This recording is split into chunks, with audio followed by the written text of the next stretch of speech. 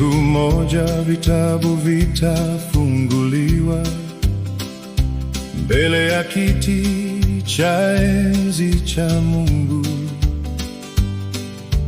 Kila tendo litakumbukwa na kila moyo utaonekana wazi.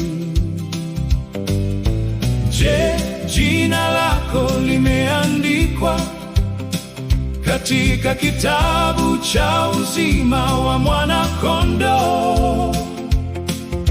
Je, umeoshwa kwa damu yake na kutembea katika njia ya kweli? Je, jina lako limeandikwa katika kitabu cha uzima mbinguni?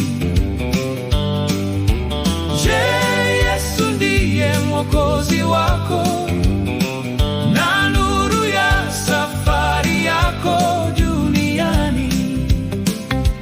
Siku ya hukumu inakaribia, parapanda italia kwa nguvu.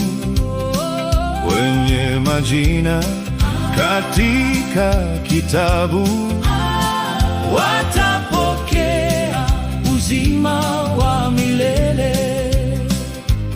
Si kwa mali wala sifa za dunia, si kwa cheo wala nguvu za wanadamu. Ni kwa neema ya Kristo pekee na imani inayotii mapenzi yake. Wito wa rehema bado unasikika, mlango wa neema bado uko wazi. Tubuni leo na mgeuke, ili majina yenu yabaki mbele zake.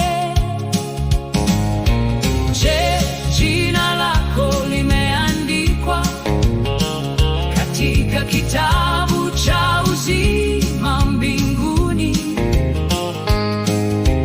Je, Yesu ndiye Mwokozi wako na nuru ya safari yako duniani? Siku ya hukumu inakaribia, parapanda italia kwa nguvu. Wenye majina katika kitabu watapokea uzima wa milele. Leo ulimwengu natafuta umaarufu, majina kwenye mitandao na vyeo vya dunia, lakini utukufu wa dunia hupita na mali zote huachwa nyuma.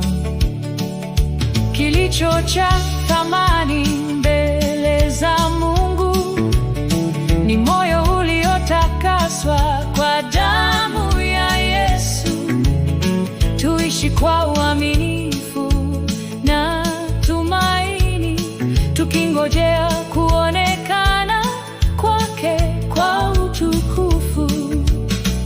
Nataka jina langu liandikwe katika kitabu cha uzima wa Mfalme, nitembee katika kweli na neema, mpaka Yesu arudi kwa utukufu.